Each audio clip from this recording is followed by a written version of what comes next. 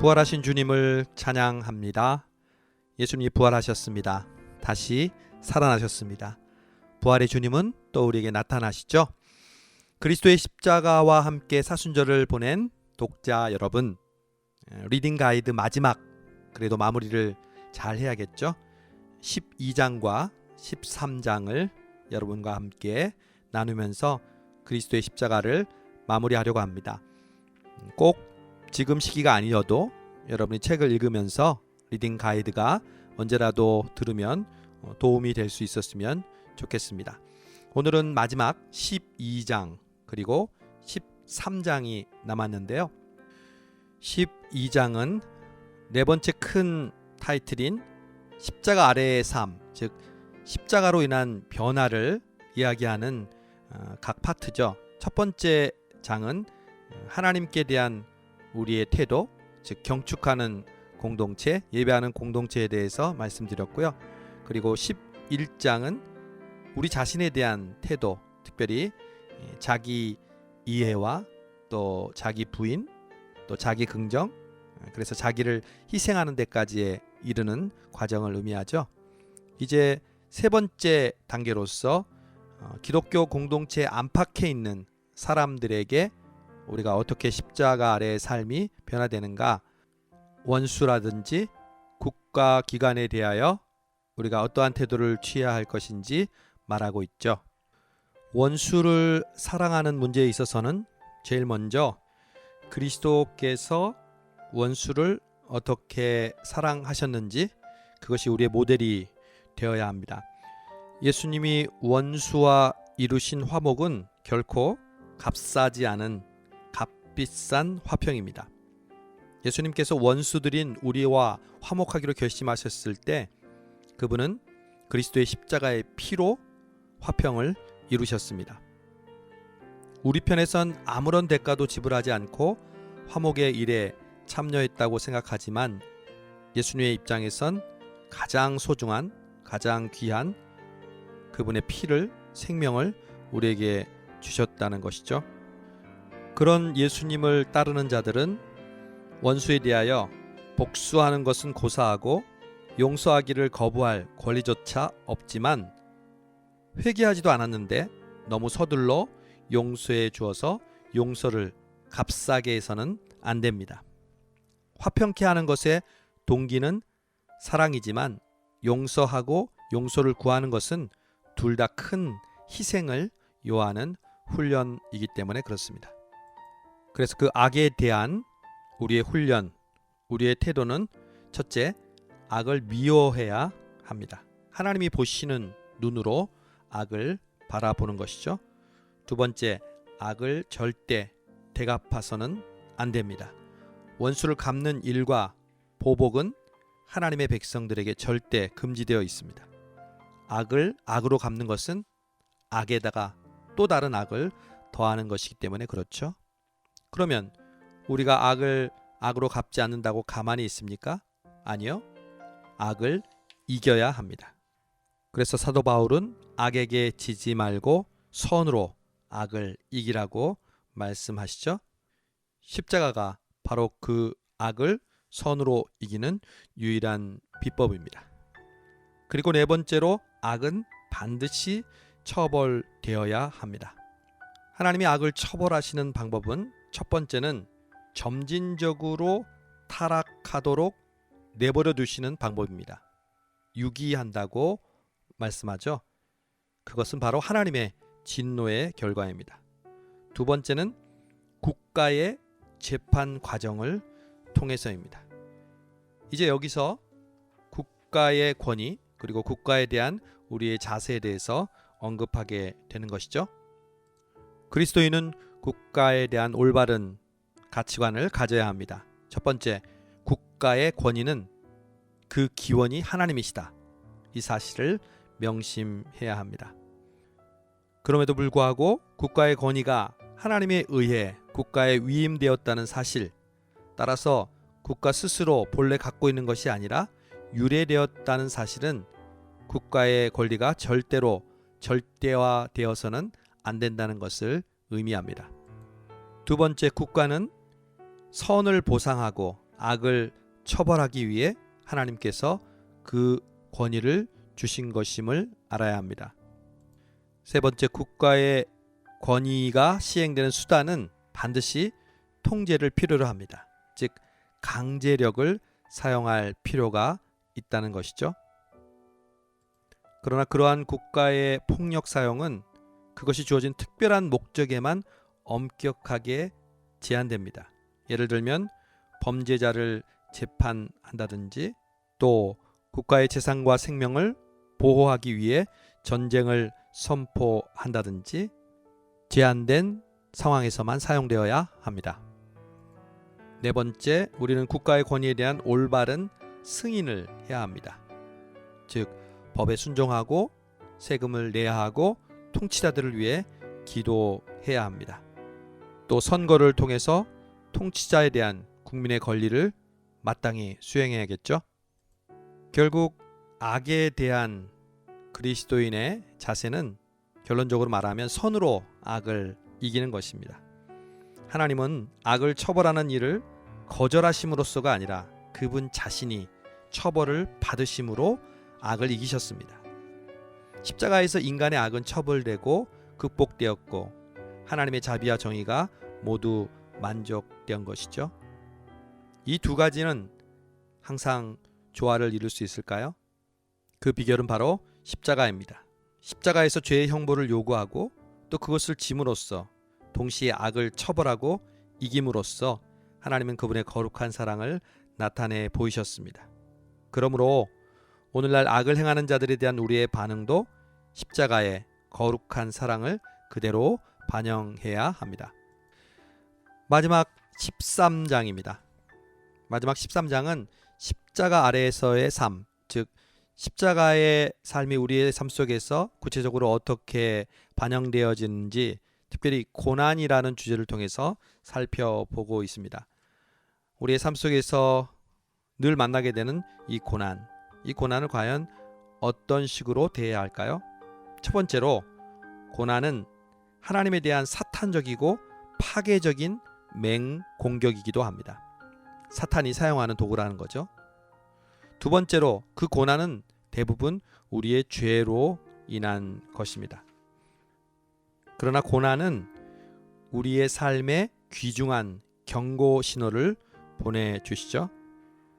고통을 고안해내신 하나님께서 우리의 삶을 통해서 우리를 보호하시고 지켜주시기 위한 도구로 고난을 사용한다는 것이죠. 그리고 마지막 네 번째 고난은 하나님이 우리에게 처하게 하신 환경으로서의 고난입니다. 다른 말로 하면 시련이죠. C.S. 루이스는 고난을 이렇게 말합니다. 우린 조각가가 인간 형상으로 깎아내는 돌덩어리입니다. 끌로 때리면 너무 아프지만 그건 우리를 완벽하게 해줍니다. 그래서 하나님께서 우리를 단련하시기 위한 고난은 우리에게 큰 유익이 있습니다. 첫 번째로 참을성 있는 인내를 길러주죠. 인내가 없다면 우리의 삶은 하나님께서 원하시는 그 삶을 이룰 수 없다는 걸 하나님께서 무엇보다도 아시고 고난을 통해 우리로 인내하게 하신다는 거죠. 그리고 고난은 우리를 성숙한 거룩의 길로 이끄는 길입니다. 만일 고난이 죄 없는 그리스도를 성숙시키는 수단이었다면 죄 많은 우리에게는 그것이 얼마나 필요하겠습니까? 자녀를 훈계하는 아버지처럼, 그리고 은과 금을 단련하는 금속 제공사처럼, 또 포도나무 가지를 쳐내는 정원사처럼 우리는 고난을 통해서 더욱더 연단되게 됩니다. 그래서 메리 크레이그라는 사람은 이렇게 말했죠. 고난의 가치는 그것이 주는 고통 자체에 있지 않고 고난이 만들어내는 것에 있다. 바로 슬픔 안에서 우리는 정말로 중요한 것을 발견하게 된다. 즉 슬픔 안에서 우리는 우리 자신을 발견한다. 그러므로 사람을 성숙하게 하는 것은 고난 그 자체라기보다는 그 고난을 반응하는 우리들의 태도입니다. 고난은 그 자체로는 창조적이 아닐지 모르지만 우리는 고난 없이는 창조적이기가 거의 불가능합니다. 우리는 성장하게 하는 것이 고난이라고 말할 수는 없어도 고난 없이는 사람이 성장하지 않는다고 말할 수 있습니다. 세 번째 고난의 유익은 바로 예수님처럼 고난의 섬김을 실천하는 것이죠. 지난번 자기 이해의 궁극적인 종착역이 자기를 내어주는 것, 자기 희생이라고 얘기했죠. 그 자기 희생이 섬김을 말했는데 섬김에는 반드시 고난이 따른다는 것이죠. 섬김에는 반드시 고난이 따른다는 것, 그것이 교회나 선교에 있어서 중요한 사실임을 우리는 간과할 때가 많습니다. 제가 시카고 트리니티에서 메스터를 공부할 때 폴 히버트 박사님의 수업을 들었습니다. 선교의 대부라고 할 수 있는 히버트 박사님께서 하신 말씀이 아직도 기억납니다. 선교에 있어서 가장 중요한 것 두 가지를 들라면 첫 번째는 strong theology, 아주 강력한 신학이고요. 그리고 마지막 두 번째는 suffering, 고난이라는 거죠. 우리가 반드시 선교하고 섬기고 또 공동체에서 봉사할 때는 반드시 고난이 우리에게 따라온다는 것을 잊지 말아야 한다는 사실입니다. 그러나 우리에게 유익한 고난의 클라이막스는 바로 영광입니다. 그 궁극적인 영광의 소망 때문에 우리는 고난을 감수하는 것이죠. 우리가 하나님의 나라에 들어가려면 많은 고난과 환난을 겪어야 되는 이유가 여기 있습니다. 그냥 일반적으로 생각하기에 고통 없이 승리 없고 십자가 없이 왕관 없다는 그런 표면적인 말이 아니라 우리에게 헤아릴 수 없을 정도로 값진 유일한 보상, 곧 그리스도의 영광, 그분 자신의 형상이 우리 안에서 온전히 재창조를 입는 것, 그것이 바로 고난이라는 것이죠. 그럴 때 우리는 고난을 통해서 영광을 본다고 말합니다. 마지막으로 우리는 우리의 고난에만 집중할 것이 아니라 그 고난 앞에서 하나님의 고통을 생각해야 합니다. 하나님은 예수님이 십자가에 못 박혀 죽으실 때 그저 등을 돌리고 계시는 그런 분이 아니라 바로 하나님께서 직접 고통을 당하셨다는 것이죠. 만약 어떤 사람이 예수님이 십자가에 못 박히셨을 때 하나님은 어디에서 무엇을 하셨나요? 혹은 우리의 삶 속에서 우리가 고통받고 있을 때 하나님은 과연 뭘 하고 계셨나요? 이렇게 물을 때 하나님은 내가 바로 십자가에 못 박혔다. 내가 바로 그 고통을 느끼고 있다. 이렇게 말씀하신다는 것이죠. 이렇게 해서 그리스도의 십자가 13장까지의 내용을 모두 정리했습니다. 마지막으로 간략하게 복습하고 정리를 해볼까요? 그리스도의 십자가는 십자가에 대해 차례로 던지는 질문과 그에 답하는 과정이라고 정리할 수 있습니다. 맨 먼저 우리가 던지는 질문은 십자가는 어떻게 기독교의 중심이 되었는가? How라고 할 수 있죠. 십자가의 중심성을 묻는 질문입니다. 역사적으로 여러 가지 답이 있을 수 있지만 제일 중요한 답은 바로 예수님이 가장 중심으로 여겼기 때문이라는 거죠. 그래서 십자가는 우리의 중심이 되어야 합니다. 그리고 그 다음 질문은 과연 누가 예수님을 십자가에 못 박았는가? Who입니다. 십자가의 책임이 누구인지 알아야 한다는 것입니다. 물론 성경을 보면 군중과 빌라도와 로마 군병, 대제사장과 예수님의 제자 가룟 유다라고 말할 수 있겠지만 사실은 우리 자신이죠. 우리 자신 속에 바로 그들의 죄악이 있으니까요. 십자가를 볼 때마다 그걸 기억하는 것입니다. 그게 자기 부인입니다.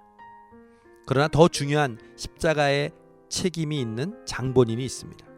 반전이죠. 바로 하나님과 예수님 자신이셨습니다. 하나님이 자발적으로 아들을 내어주셨고 예수님이 자발적으로 십자가를 지셨기 때문에 십자가에 못 박히셨다는 거죠. 이것이 바로 십자가의 자발성입니다. 그래서 십자가를 경험하면 자발성이 생깁니다. 예배를 드리고 싶고 봉사하고 헌금하고 싶고 또 사역을 하고 싶고 성경을 배우고 싶고 교제와 나눔을 하고 싶고 십자가는 이렇게 우리를 자발적인 신앙으로 인도합니다. 그 다음 질문은 그렇다면 예수님은 왜 십자가를 지셨을까요? Why의 문제입니다. 십자가의 목적이라고 할 수 있죠. 한마디로 하면 십자가는 우리 죄를 용서하기 위해서라고 대답할 수 있습니다. 신학적인 용어로는 구속이죠. 그러면 우리는 당장 이렇게 물을 수 있습니다. 죄를 용서하시기 위해 왜 굳이 십자가죠? 더 심층적인 Why입니다. 그냥 자비롭게 용서해 주시면 안 되나요? 이것이 바로 십자가의 핵심을 묻는 질문이죠. 여기서 우리는 사죄와 만족이라는 중요한 개념을 이해해야 합니다. 하나님의 공의와 거룩하심이 어떻게 하나님의 자비와 사랑을 만족시킬 수 있는지에 대한 이해입니다. 그 방법은 하나님 자신이 당신을 만족시키기 위하여 하나님 스스로 그 죄를 감당하시는 일이죠. 이제 그 다음 우리의 문제는 십자가의 결과가 무엇인지를 살펴보는 것이죠. 십자가를 통해서 성취된 이루어진 결과가 무엇이냐는 거죠. 바로 what입니다. 세 가지 단어로 그 what이 무엇인지를 말할 수 있습니다. 구원, 계시, 악의 정복이라는 단어입니다.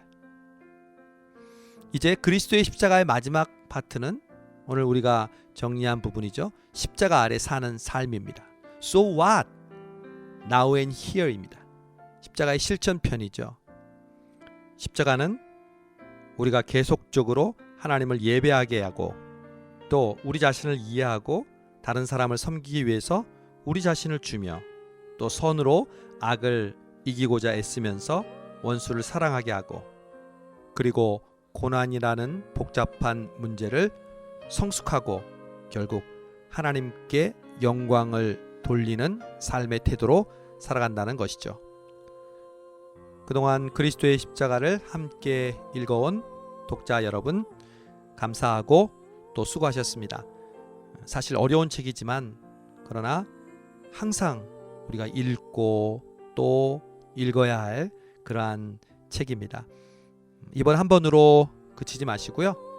여러분이 그리스도의 십자가를 늘 다시 한번 읽으시고 또 복습하고 또 리딩 가이드가 여러분에게 이해하는데 조금이나마 도움이 됐으면 좋겠습니다. 함께 해주신 여러분 감사합니다. 건강하시고 부활의 주님이 여러분과 함께 늘 충만하게 나타나시고 또 힘주시는 여러분 되시길 바랍니다. 감사합니다.